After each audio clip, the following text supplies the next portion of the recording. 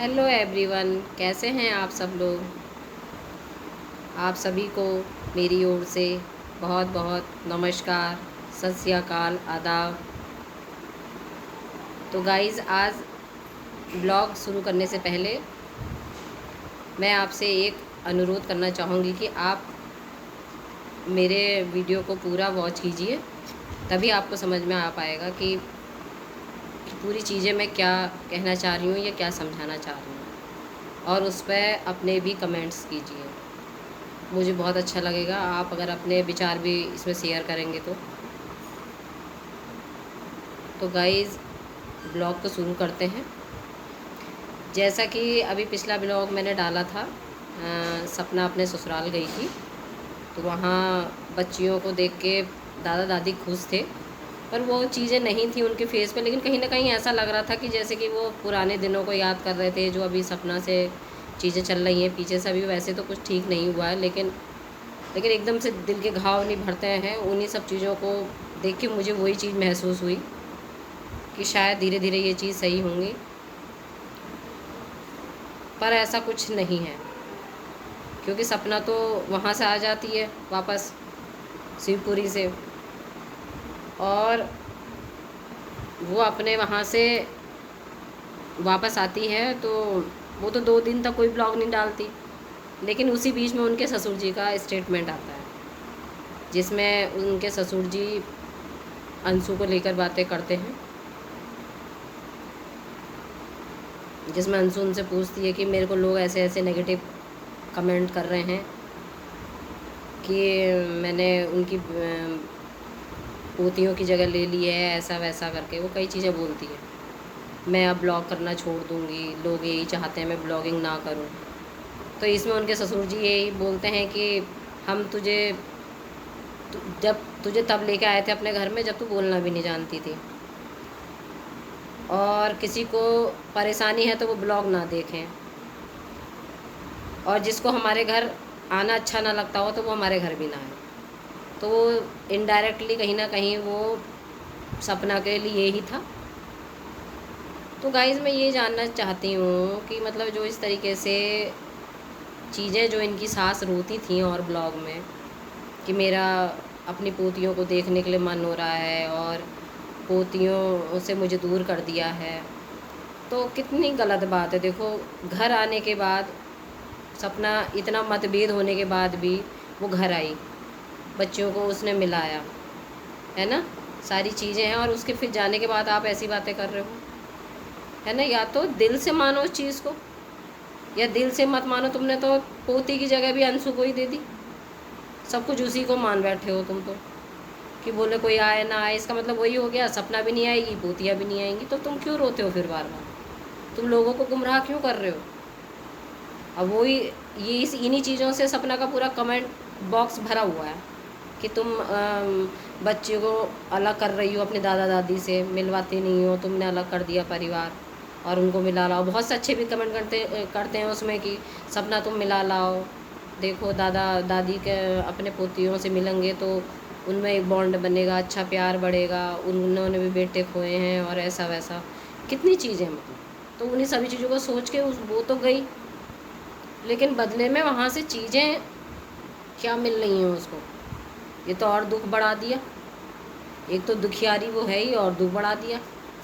और हम तो इतनी सराहना कर रहे हैं उसकी कि मतलब वो वहाँ तक गई, चीज़ों को ठीक करने के लिए गई, वो उसने तो एक कदम बढ़ा दिया। लेकिन उनके सास ससुर से ये उम्मीद नहीं थी कि अपने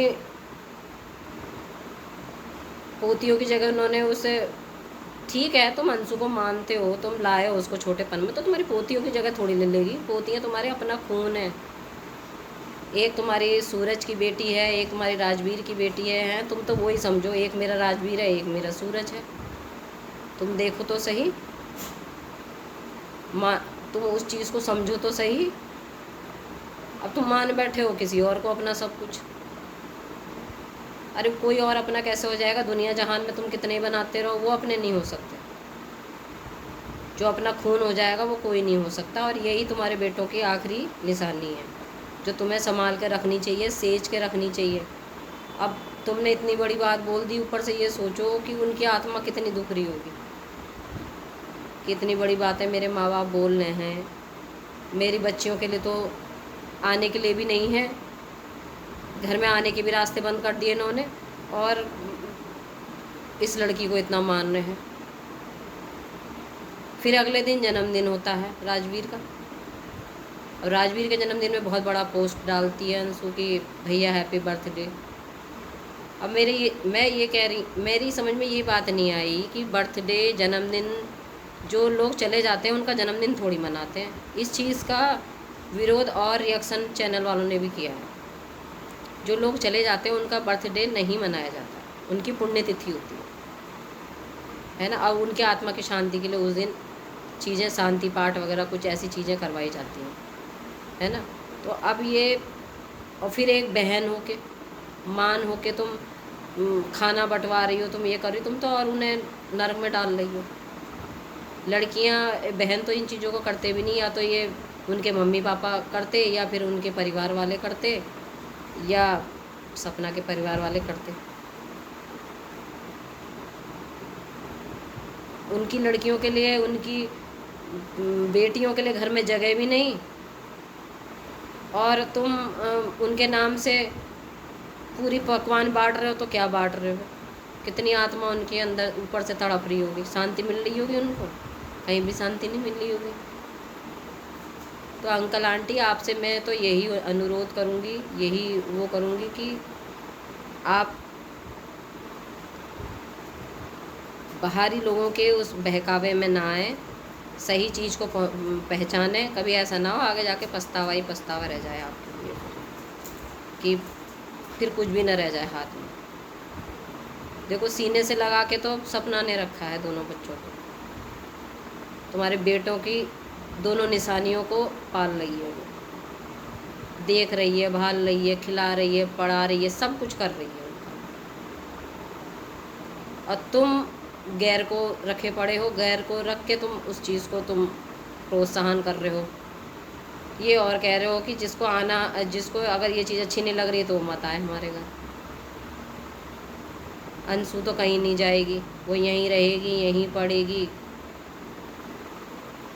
हमेशा हमारे साथ ही रहेगी। जिसको परेशानी है वो ना आए, जिसको परेशानी है वो ब्लॉग ना देखे।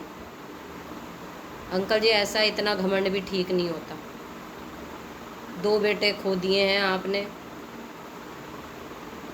अब ठीक कर लो अपनी चीज़ों को ना। बच्चों को भी बाप का प्यार चाहिए, बाप का प्यार आप दोनों के रूप में ही मिल जाएगा। आप दादा दादी हो, आप दोनों के रूप में ही मिल जाएगा उनको।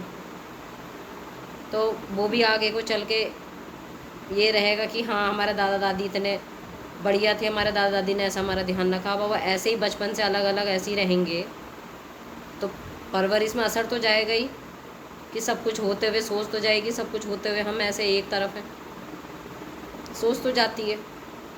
और वक्त के साथ ये रिश्ते, दूरियां जो आती है ना रिश्तों में, ये कम नहीं होती है, बढ़ती चली जाती है। इसलिए वक्त रहते इनको संभाल लो तो ज़्यादा अच्छा रहता है। तो गाइज़, मैं आपसे यही जानना चाहूँगी कि मैंने आपका विचार क्या है इन सब चीज़ों में? आप क्या, मतलब आपका मन क्या कह रहा है इन सब चीज़ों में? जो हुआ सही हुआ? क्या ये चीज़ें सही करी थी उनके सास ससुर ने? क्या ऐसे कोई दूसरा इतना सगा हो जाता है कि अपने भी, जो अपने खून के रिश्ते होते हैं वो भी भूल जाता है कोई भी है? नाराज़गी है तुम्हें सपना से तो वो धीरे धीरे वो हो जाएगी। और नाराज़गी तुम्हारी सपना से है, बच्चों से काहे की नाराज़गी है? बच्चे तो ये भी नहीं जानते कि बड़ों के बीच में क्या बात है। तो अंकल जी, मैं तो यही कहूँगी, अंकल आंटी, आप दोनों बच्चों को प्यार दीजिए अपना, उन्हें बुलाइए, आप जाइए मिलने। इसी से ही घर में सुख शांति बनेगी धीरे धीरे, और इसी से ही रिश्ते मजबूत होंगे। और बाहर वालों को मौका मत दीजिए। बाहर वाले तो रोग आके अपनी चीज़ों को सही करवा ही लेते हैं, लेकिन ये तो हमारे ऊपर दिमाग होना चाहिए ना। अब जो छोटी बच्ची है वो 40-45 साल की हो रही है, और जो फूफा हैं वो बच्चे के रूप में हो रहे हैं, बिल्कुल उनका बच्चे जैसा दिमाग हो रहा है। उल्टा हो गया ये तो। अंकल जी आप भारी भरकम उम्र में है, अच्छी सोच से, भारी भरकम सोच से सोचिए, किसी के कहिए में मत आइए, अपनी सोच से सोचिए। ये आपके बेटों के ही अंश हैं दोनों, आरू और आरोही आपके ही दोनों बेटों के अंश हैं, खून है, यही निशानियां हैं। कोमल से फूल, कोमल सी बच्चियां, वो कितनी प्यारी लग रही थी, खेल रही थी पूरे घर में।